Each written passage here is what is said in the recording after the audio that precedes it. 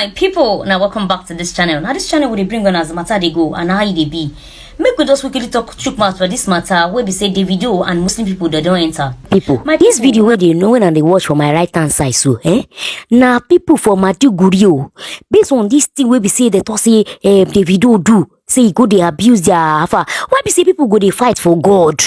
If truly say the person where you they serve, if you fight for yourself, why you they stress yourself? Now see as they born davido banner. Now davido banner they born, so they even talk for the video say he ain't get luck. Say if tango say davido na celebrity, say they know what they for do for that kind of people. My people, which kind year some people they get safe?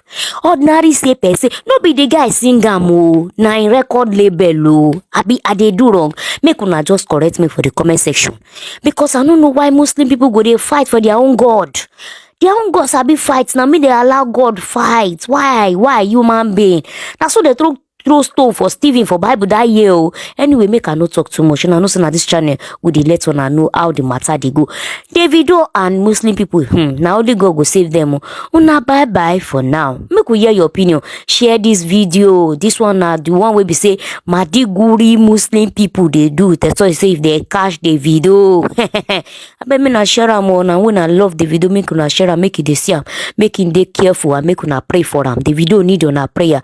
My people, now thank you, Jare. We would like to see you on our next one. Share the video, follow us, and comment down below. This is your girl, Special New, on your channel, DG Ninja TV. Bye for now.